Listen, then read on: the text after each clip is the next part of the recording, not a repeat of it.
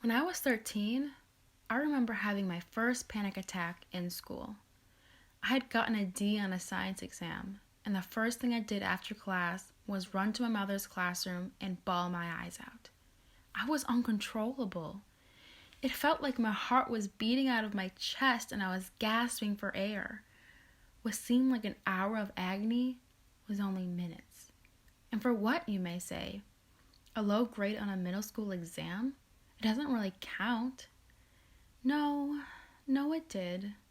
At least to me.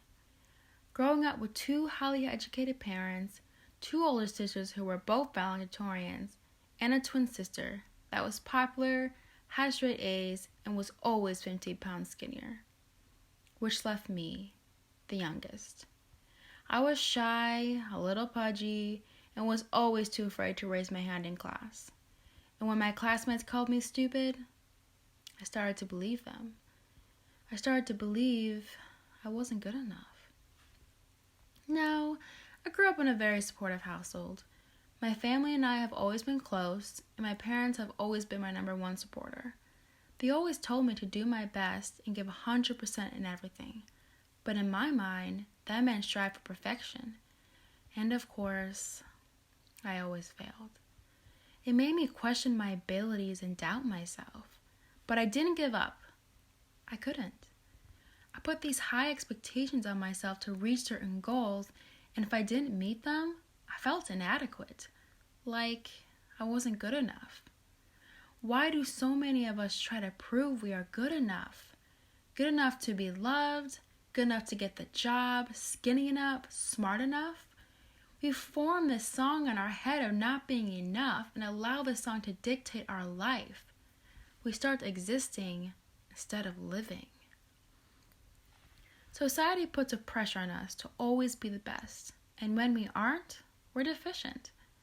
With social media, we define ourselves by how many likes we get on Instagram or how many comments we get on YouTube. The facade of our success and self-worth is put in the hands of someone behind a screen. Our value relies on what other people define us as, not on how we define ourselves.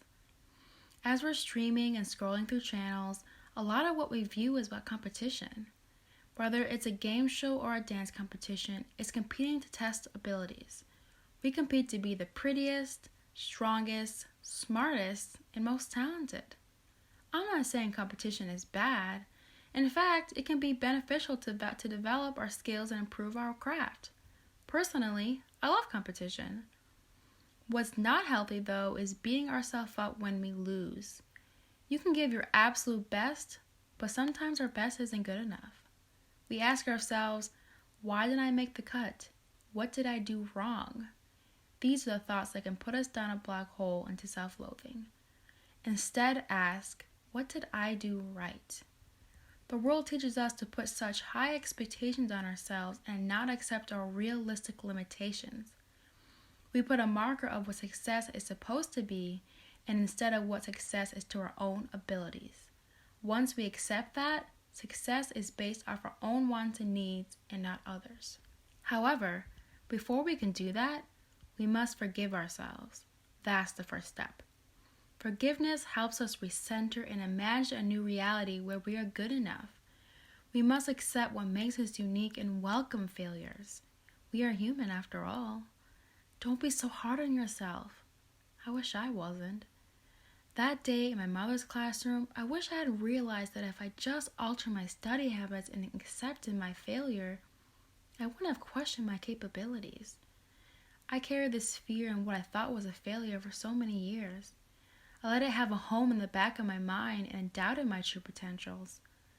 When I would look in the mirror, I would see what was wrong with me instead of what was right. So many of us let our fears and doubts hold us back. Stop listening to that degrading song you created so long ago. Start listening and accepting who you are, flaws and all. Be true to yourself and live your life without unhealthy expectations. You have so much to offer the world and only one life to live. Live it knowing you are good enough.